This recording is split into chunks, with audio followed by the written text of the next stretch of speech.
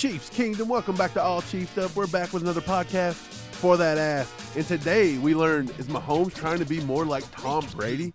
Sports Illustrated's Albert Breer comes out with an article today and says how Patrick Mahomes is trying to become more like Tom Brady. The Chiefs star says he looks to the legend as the model for greatness, and more so than ever going into year 7. That's paying off. Steve, let's talk about it. Before we get started, do your boys a favor and hit that sub button if you haven't already. 95% of you guys watching have not, and we're trying to get to 20K before the end of the season. So help us out, do that, hit that like button to get this out to more Chiefs fans. Mike, let's hear about this. How is Patrick Mahomes trying to become more like Tom Brady? Right. He said, I've looked at Tom's model and how he did it, says Mahomes. That's it. You want to make your money for yourself and for your family. Hey, I'm sure Albert Breer and Mahomes had Tom Florio in mind this entire time, by the way, because they're talking about his money. Somewhere Florio's over here in the corner cringing. He's like, how dare you talk about money with someone other than me? He also goes on to say, you want to keep pushing the market forward for other quarterbacks. You don't want to be someone that they use against other players, such as Florio. But at the same time, I want these other guys to get paid. I want Chris Jones to be in training camp. I want Travis Kelce to always be making money. I want everybody on the team here. Steve, it sounds like Patrick Mahomes wants to make his money, but he wants to do it the right way. It's not always about just being the little greedy guy that doesn't have a team around him. Well, imagine that. We all knew this already. That's why we love Patrick Mahomes. He's said this a million different times, and people like Mike Florio just can't get it through their thick skull. They're the same people that was praising Tom Brady back in the day for doing it, but now it's awful that Patrick Mahomes is doing the same thing. Right. But Patrick Mahomes makes plenty of money for him and his family.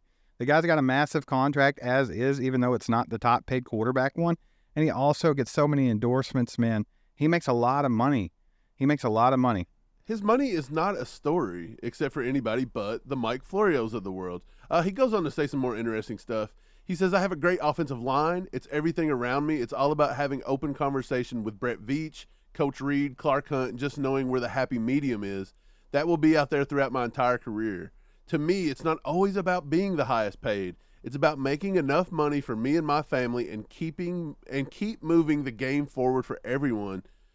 Steve, Patrick Mahomes always says all the right stuff. You've always got the outside chirpers, the media that wants to come in and put the kinks in the armor of the Chiefs and try to crap on this dynasty we're building and try to just create something out of nothing. Patrick Mahomes, I commend Albert Breer here, by the way. Thanks for coming out and having Mahomes talk about this and not doing it the way Florio does, which is nothing but clicks and just trying to start trouble. That's all Florio does. Absolutely. And like I said, we knew this about Patrick Mahomes. It's why we love him. But we also have had the conversation before.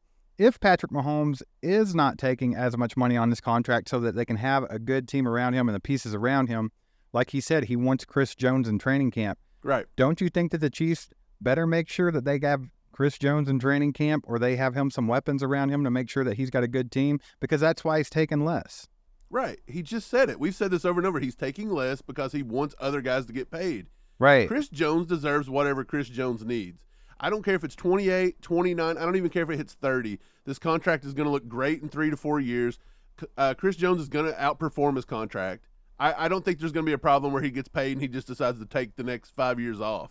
Not happening. I would have come more seeing that with D-Hop, to be honest. We've all talked about D-Hop, but I would have come more seeing it. And we think that's what he's doing in Tennessee right now.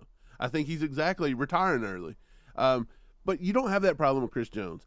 Chris Jones has to get into camp. We have to restructure him. Brett Veach has to make it happen. That's almost Patrick Mahomes in this article coming out and being like, hey, this is some pressure from a little bit of the outside. Your star quarterback's telling you, let's get Chris Jones in camp. Yeah, I like it. Put some pressure on. Let's get this contract done, get Chris Jones in camp, because like you said, Chris Jones, no matter how much money he gets, he does deserve it. And he's not the type of guy to take plays off or weeks off or years off just because he made some money. This guy plays with a fire and a passion because he wants to win. And that's why we love Chris Jones. That's why we love Patrick Mahomes, because he wants to open up doors for people like Chris Jones to be on this team. Like you said, we're in the midst of a dynasty. We're in the middle of Patrick Mahomes' prime. You can't take any chances. You can't take any crazy risks because you can't squander opportunities like this. Franchises don't get an opportunity like this hardly ever. And when you have the perfect storm, you better make sure that it hits, man. Right. So enough about Patrick Mahomes' money. We're starting to sound like Florio around here. Don't want it. Let's move on to training camp. We had day 8 today. Tomorrow they get a day off. Today, Andy's seen that it's been getting a little chippy. It's been hot. They've been hitting it hard. He decided to let them go without pads today on day 8. So they had another kind of a calm day, if you will. Pete Sweeney reports Chiefs having a 10-10-10 practice on Monday. It's a lighter workout as team cycles through 10 offensive plays, 10 defensive plays, 10 minutes of special teams. The first offense is served by the second team and vice versa. So this 10-10-10 thing was thrown out last year and everybody was so confused about it. It's just a light practice. Let's put it at that. We did get an injury report for today. Matt Derrick says Chiefs not practicing on Monday. Chris Jones obviously not there. Mike Dana still nursing the calf strain. Turk Wharton still on the PUP list. Jody Fortson's out with that dislocated shoulder. Kadarius Toney still recovering from the knee surgery, the cleanup process. And then wide receiver Ty Scott, who they just brought in to replace John Ross, actually. We did see that Clyde Edwards-Helaire was back on the field today. He's been out the past few days sick. Steve, is there any of these injuries that are, stick out to you as they have to hurry up and get back? Because I'm seeing Fortson, and with Matt Bushman pushing him right up this year, he's right on his tail, Fortson's got to get in here and contribute. Absolutely, man. That's the only one that really sticks out. It's kind of odd that Ty Scott's already out, and they just signed him back for the second time after John Ross retired. But, yeah, Jody Fortson, that's the one that really sticks out. He's got to get here. He's got to get on the field. He's got to make plays, man. You've talked about it. Matt Bushman's coming on. People see it. People's talking about it. You can't just ignore him. You can't ignore Bushman. He's out there doing work. And we know Jody has all the ability in the world to go out and be a playmaker and that guy that Patrick Mahomes can rely on in the red zone and things like that. But he has to be available. And that's been Jody's knock since he's been with the Chiefs. I want to see him hurry up and get back on the field. You can't rush things, obviously, with injuries. But at the same time, he has to be just as antsy as everybody else is. Right. Well, Bushman missed some of last year with a knee injury or something like that. Matt Nagy loves Bushman. He said he catches everything in his vicinity. He's working hard. He's learning how to run block better. Matt Nagy, if he's on Bushman that high, that Bushman is somebody we definitely need to watch out for. It come out today and Mahomes was firing it around, baby. Patrick Mahomes opened today's lighter 10-10-10 practice with deep shots to MVS, Skyy Moore, Richie James, and Justin Ross. I actually got some footage of some of this. Here's Mahomes to Richie James.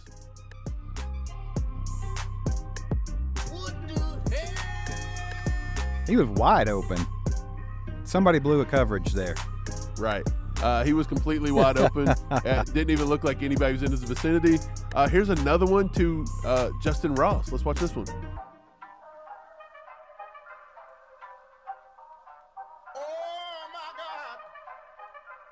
Justin Ross making it happen again. And then, of course, we have Skyy Moore. I told you I got that one. Let's roll it.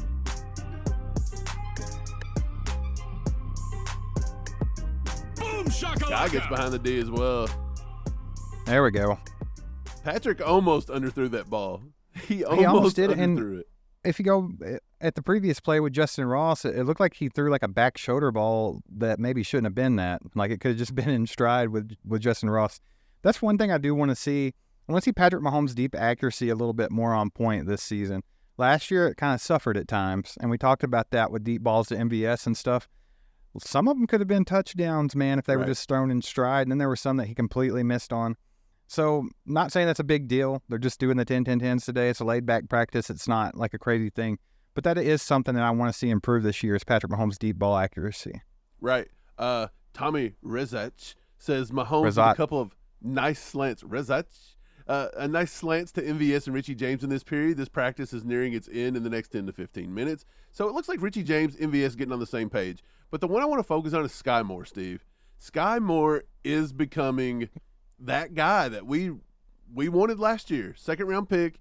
Like we said, Reed, Dave Tobe, they tried to fabricate him some touches last year, just didn't go over well. I think it hurt his confidence a little bit, but he's coming out this year and he's doing well. Tommy also says Skyy Moore has had a couple of nice catches on deep routes as we move into team drills. First offense versus second team defense. We also seen Skyy Moore targeted again by Mahomes on a deep ball down the sideline. A little tighter coverage by the defense this time. In this case, Nick Jones, and Skyy Moore made a good catch on a well-placed ball from number 15. Skyy Moore, Steve, he's doing a little bit of everything. Check out this clip where he's running the Wildcat offense. Can we call it the Sky Cat? Yes. Now, I know they had Skyy, line up in the backfield last year during camp, but I've not seen a Wildcat with Skyy yet. Right. This is something a little newer, but we even seen him taking them out of the backfield a lot last year in camp at this time, and we never really seen that throughout the season. So this is not to guarantee that they're going to run the Wildcat or anything like that with Skyy Moore. Right, but they did do it with McCole Hardman a few times, if I'm not mistaken. And he could be doing that. Personally, I don't like the Wildcat. I think it takes too many options off the table. It lets the defense know that, hey, 99% chance Skyy Moore is going to run this ball. Let's just you're running key the ball on it. Like, you don't have to guard receivers hardly. You don't have to do much. Then again, maybe Skyy's got a good arm. You got to keep him honest. But maybe if they ran it with Richie James, you'd have. I mean, he's got that left-handed bomb, baby. Got the cannon. Mike. Skyy Moore, though, I'm super pumped on him. You know that. Everyone watching knows that. I've been saying he's going to have a huge year. Skyy Moore just didn't get to really showcase what Skyy Moore's all about last year. I mean, he did pretty good in his limited opportunities. Let's not get that twisted. Other than dropping the punts, like you said, that's kind of what scarred and tainted his rookie season, because that's all Chiefs Kingdom really wanted to talk about was he can't catch a punt. Right. And then you had Dave Tobe, who was too stubborn to switch it up and just kept putting him out there, and in turn hurt his confidence. That even become a misconception. People thought he dropped a lot on his routes, and it's like he had one drop all season. But everybody's like, he drops a lot. Yeah, absolutely not. But Skyy Moore can offer you so much. He's so fast in small space. He's just fast, period. We've talked about this before, man. He's got some of the most sure hands on the entire team, which is something we absolutely need. Back in college, man, his senior year, he literally had like 95 receptions, 1,300 yards receiving, 10 touchdowns. He didn't drop anything. He made people miss. He just a yards after catch guy. He's a yards after catch demon, and that's what we need. I would love to see him assume that juju role, find some soft spots, get some little quick passes, whether they're 5, 10 yards, and see what Skyy can create after the fact. And then you still have him on the back burner to just absolutely scorch a defense when needed deep. Yeah, I think the offense has been looking good so far. I think the wide receivers have actually showed up a little bit. There's still a lot of Chiefs Kingdom not sold on it. There's still a lot of Chiefs Kingdom that believes that we're one injury away from something bad. This is not going to translate over to games, this and that. But to be honest, I've been pretty pleased. Barring the Kadarius Toney injury thus far, I believe if Kadarius Toney had not have had that knee injury right off the rip and had to do the surgery, and everybody had been performing like this, and you had seen Kadarius Toney perform pretty well in camp up to now, I don't think many people would be crying about the wide receivers, because the wide receiver room is pretty deep down the board. We're talking 8 or 9 deep that has a shot to make this, and saying we may only take 5 or 6. Like, this is becoming a little bit of a problem, a good problem. Well, sometimes I think that a lot of Chiefs Kingdom just love being pessimists. They always have to just be down on something, because a lot of the same people that were saying that we didn't need D-Hop, we did not need any type of vet receiver to come in, we didn't need a proven one because we had so many good receivers. Now they've hopped the fence and decided that we don't have anybody proven on the team, so the wide receiver room sucks. And it's just like they want something to complain about. But the fact of the matter is, Mike, you hit the nail on the head.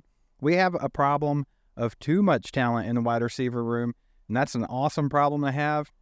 And I know that a lot of these guys have to come out and prove themselves this year. There's nobody on this team that everyone can just 100% feel warm and fuzzy that they're going to go out and have a 1,000-yard receiving season. There just isn't one of those guys. But there's so many that could. MVS could absolutely go off this year. Skyy Moore could absolutely go off this year. Justin Ross could shock the world.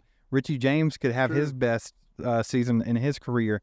There's just so much. We're not even talking about our rookie Rashee Rice that looks like he has great chemistry with Patrick Mahomes and all the ability in the world, man. I would not be down on this receiving core at all. I'm just saying that out there to the guys that are and are a little worried about it. Don't worry about it, man. I think if Andy Reid and Brett Veach are happy with what they got out there, then there's good reason. And they're not wrong a whole lot. So let's just roll with it and see what happens. Right. It's unproven talent, but it is talent nonetheless. They just have to translate it. Let's hope they pull that off. The defense had one good play today, it seems. The defense has been struggling lately, but how can you really be a good defense when you can't even put the pads It's because on. Skyy Moore is out there giving them fits, Mike. That's right. why.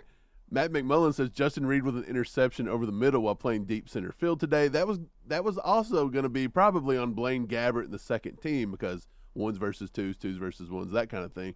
And then this was the play, again, back on the injury theme. Here we go. Stephen St. John reports Tommy Townsend in the medical tent. They were looking at his right leg and foot. I actually got some footage of this. They were doing punt returns. Nico Remigio just blazes everyone for a return touchdown, by the way. Again, they're not hitting, but he does break it off really well. I will play the clip, and towards the end, you will actually see Tommy Townsend. Looks like he lands on his ankle wrong or something. He's reaching for his ankle. You can see that in the same clip. So in the same clip, you're going to get Nico Remigio. You're going to get a little Tommy Townsend ankle action. Here we go. I don't want to clip of Tommy like Townsend ankle action. Look, Nico just flying, but if you see right in the middle of the screen, Tommy is bent over in pain. But dude, look at Nico. Nico doing Nico things. Yeah, you don't want to see Tommy Townsend getting injured, and I don't think it's nothing long term or anything. He was walking around after practice, but Nico was the highlight there. Like this kid, again, more wide receiver depth. Nico Remigio starting to come on. I seen where Daniel Harms had tweeted today and said he was my dark horse to make the team. I still don't think it can happen or whatever. But it's like, how long have we been talking about Nico? The longest time. Nico has come in and been a contributor and somebody that we thought has a shot to make this team. We actually did a video about Nico Remigio being a dark horse roster spot. It's a long shot. It really is. We would have to take 7 and something crazy would have to happen, to be honest. Right. Well, just to touch on Tommy Townsend, he probably just rolled his ankle a little bit. It's probably nothing to worry about. But, of course, we saw last season with Harrison Butker rolling his ankle in week 1, and he had to change his entire process of kicking the football, which caused him to struggle a little bit early in the season and miss from time to time. Granted, this is just a punter. It's not as, it's not going to affect you as much as our kicker. But at the same time, Tommy's the best in the league, man. He's one of the best in the league. And you definitely don't want to see him hurt. You don't want to see something that lingers. So let's just hope it's not like a bad sprain or anything like that lingers around and hinders him from doing his job. Hopefully he can just, stay off of it for a couple of days, ice that baby down, and be good to go. But Nico Remigio, Daniel Harms has been on him since day 1, and you have as well. Nico, it's electric. That's the only way I can ever describe him to somebody is he's electric. He's a playmaker. He might not be the most athletic guy in the world, but he gets the job done, and he does it in style. Like, he's fun to watch. And, he could definitely sneak his way onto this team. I kind of have him projected as being on our practice squad and maybe getting called up later in the year if need be. But that's where I'm sitting with him. But I love Nico, man. That was a cool clip. Right. My thing with Nico is he is performing. He is performing well. If he has a couple flashy plays during the preseason games, Nico will not clear waivers in Kansas City. He will not do it. That's a possibility. He's already making crazy catches. We saw 2 of them yesterday. Nico will play meaningful snaps in the league this year for some team. It might not be Kansas City, but he will be playing somewhere. I firmly believe that. Nico is, I don't want to say he's a star, but he's a star.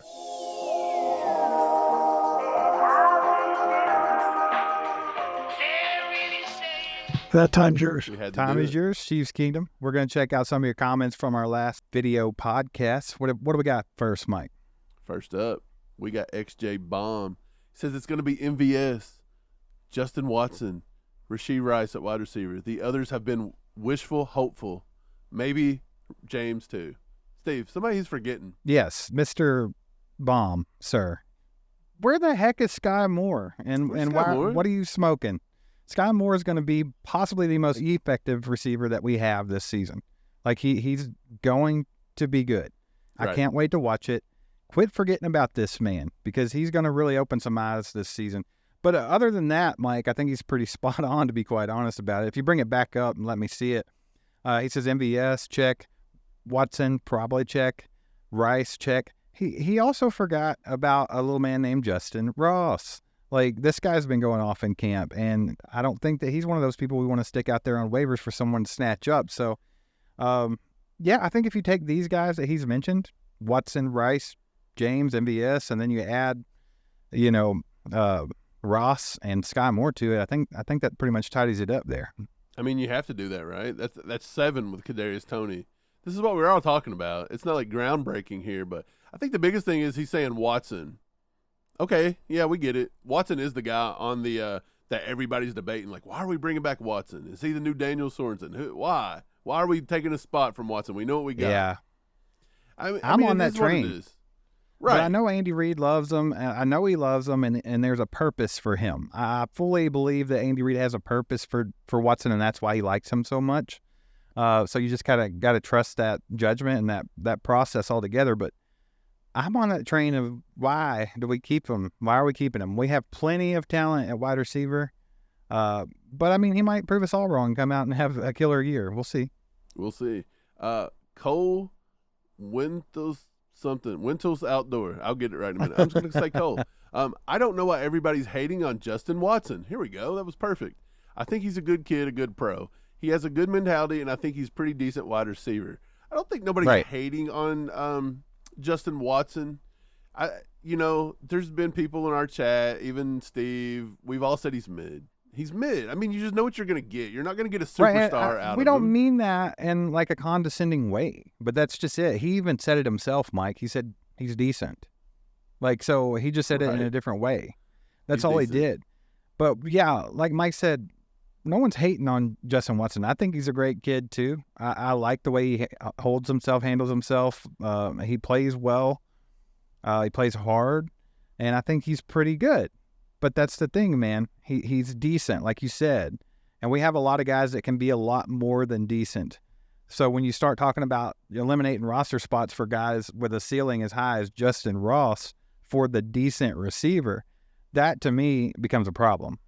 Right. It's like everyday life. If you're starting a business and your friend is decent at his job, but you've got tons of people around him that are so much better, it's like, you want to just be loyal to your friend because he's decent, or do you want to make this company the best it can be? That's the same with football. You got to make this team the best you can be. You can't always just rely on, hey, he's a good guy and he's decent. It just don't really work all the time. Lewis Cuthbert says, I'm not sold on the offense. I see a drop-off in productivity. Steve, Lewis thinks there could be a drop-off in productivity. He's not necessarily wrong. Right. I mean, Lewis is one of those guys, shout out Lewis, always in the comments, but he's been pretty down on the wide receiver core lately. And a lot of people are, and they think that there's going to be a productivity drop-off. And I can see that side. I really can, but I'm not over there with them. Like, I see too much potential with our receivers.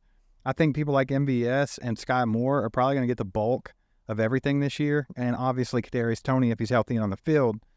But these young guys that we got, like Justin Ross with a ceiling like that, man, if he can come in and perform and stay healthy, that just adds to it. You know what I'm saying? And Rashee Rice, if he can come in and do what we've seen him doing in camp and what he did his senior year in college, then yeah, man, I'm not worried about there being a productivity drop-off. I'm really not. I understand that, like Travis Kelce, he's going to be your bell cow. He always is. But there's other guys. There's other guys. And we have Patrick Mahomes. And I'm not the person who always says, hey, we have Patrick Mahomes. It don't matter who's receiver. But that's the beauty of it. We have Patrick Mahomes and a bunch of guys with way, way high ceilings and potential. And guess who's going to bring that out of them? Mahomes. I don't see it as much as you have to rely on wide receivers in the Andy Reid offense to be effective. We still got Jet McKinnon out of the backfield. We've got Isaiah Pacheco. We've got Deneric Prince now that can catch. Clyde is going to be healthy. He's going to play. He can catch the ball in the backfield. We've got a great tight end cast. We've got Noah Gray that's going to come on this year. If they take Bushman, if they take Bell, if Fortson can stay, healthy, Travis Kelce is always sucking up double teams. We're going to find ways to move the ball. Andy Reid's creative enough that the offense is not going to not put up points. May we struggle a little bit? Maybe not. I don't know. Like our wide receivers wasn't that great last year. That's why we went out and got Kadarius Toney. Juju didn't set the world on fire. He got to 1,000 yards, but it wasn't like he was this great threat that we had to game plan for and double team around and things like that. And MVS didn't even really show up last year, except for a few different games. So Patrick did all that last year with all that. I think Mike, he'll be fine. The sentiment has always been that Patrick Mahomes can make something out of nothing, right? He literally made Albert Wilson, Demarcus Robinson, Byron Pringle. He made them relevant. Right. Okay, think about that. If he can make those guys relevant, don't you think that he ought to be able to do that with guys with so much potential like Justin Ross, Rashee Rice, Richie James? I think that we're going to be just fine. Me too. Mark says, great video, guys. Your knowledge and insights are very helpful to your followers. It is exciting to see the Chiefs figure out the roster. The weather and nonstop intensity will lead to some scuffles. That was in reference to all the fighting going on in camp. Mark, we appreciate you watching. We appreciate you being here. We appreciate the kind words. And he's right, Steve. Camp brings out competitiveness. They're going to fight a little bit. It's going to be completely fine. We appreciate you thinking that we're insightful and knowledgeable. That is debatable, Mark. Yeah, man. But no, you know what it is? It's the heat. Heat makes everybody on edge. I don't care who you are, where you work at, what you do with your life. If you're hot, you're going to be a little irritated and angry. So camp scuffles are nothing. I'm not worried about. Like you said, it's just people out there competing, man, and nothing to worry about. But we appreciate you, Mark. Thanks for the nice words. Appreciate you, Mark. This guy's name's T, but he's not made his username, so I don't just want to call him User PG and a bunch of random stuff. Let's just call him T. What's up, my dudes? Mike and Steve, definitely love the show. Another podcast for our ass. Hope there ain't no slap nuts on here today. T, there's always slap nuts. You got to keep your eyes out for them. There's slap nuts slapping everywhere. Well, that's the thing about it, man. And even people that aren't overall just everyday slap nuts, they can still slap nut from time to time. So there's always going to be one to talk about. They can slap. And with that, time's yours, guys. Time's yours. We've seen some guys take the presser mic today, Steve. Rashee Rice, he was on the mic today. Basically, Charles Goldman says, Rashee Rice says that he's getting on the same page with Patrick Mahomes. I'm becoming real confident. I think you can see that. It does seem to me that Rashee Rice is figuring it out pretty quickly. He's adapted to what we do. He's going full speed. He's figured out that Mahomes, you cannot take plays off. You cannot stop running. You got to go full speed. I think Rashee Rice is going to be fine, Steve. Well, that's the most important thing for Rashee Rice is the connection that he has with Mahomes. They seem to have a good chemistry. So, yeah, it's going to take him time to get into this offense and learn Andy Reid's offense. It could take him his entire rookie season, and he maybe won't feel comfortable in the entire thing. You know, like Skyy Moore said, he just now starts to feel comfortable in this offense. He said he's 30 times more comfortable this year.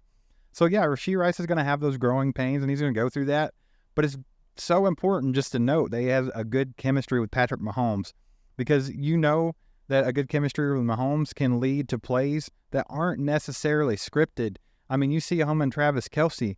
That's why they're so good together, because they can go off script, and they know what they're going to do before they even do it. If Rashee Rice has that sort of connection with Mahomes, then the sky's the limit for him in his rookie season even. Even though he don't know the playbook, he can still make some things happen and be useful. Yeah, Rashee Rice is going to be a red zone threat. He's going to be a nightmare for some teams. He's too quick. He's too physical. He's going to be awesome. Spags was on the mic today. Basically, Steve Spagnuolo says that he thinks Felix Anudike-Uzomah is climbing. He mentioned that he was a little rusty because he didn't do much work in OTAs and mandatory minicamp. We've been talking about this. A lot of people wanted to know about Felix. Felix was actually on the mic today too. Felix said, basically he admitted he felt a little behind after being off the field due to the hand injury in the offseason. Things are going to get better now, and that he's coming along. He's progressing on a day-to-day basis. I think we can all give Felix a little bit of a grace period to learn this. I believe within 2 weeks, by the time the Saints preseason game kicks off, Felix will be raring to go.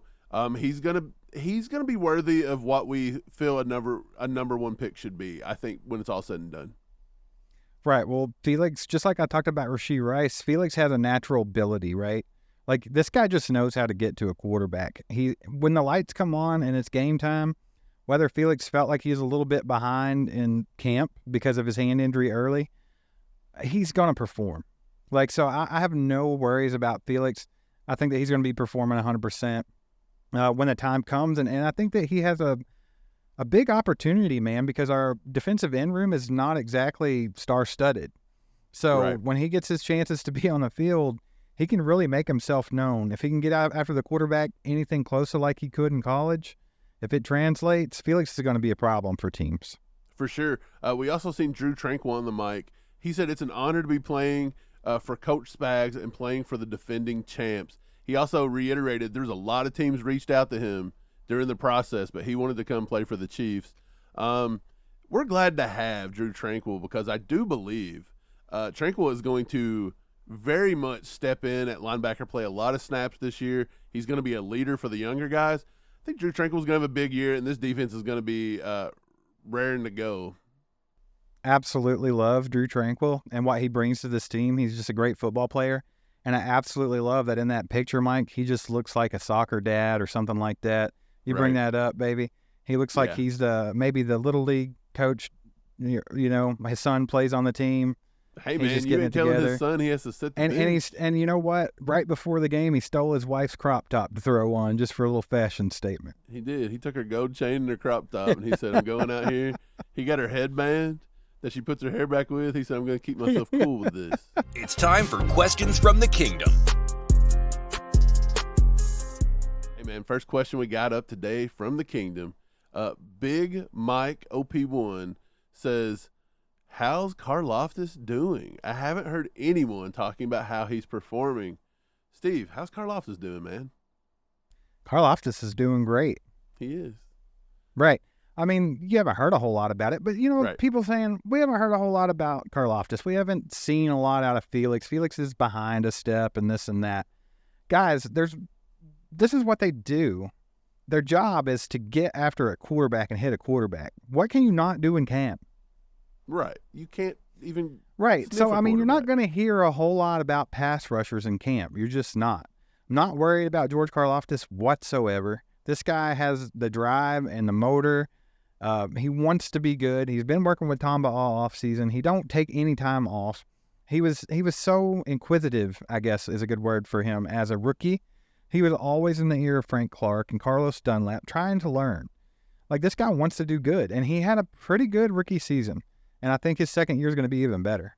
Yeah, me too. I think George Karlaftis is doing all the right things. He's working hard every day. Like you said, in camp, you don't get after a quarterback. You can't even touch a quarterback. You can win reps. You can go one-on-one drills. They're all doing that. They're all looking good. We showed some Felix drills yesterday, and he was winning. Right. We've seen Karlaftis win in a few drills.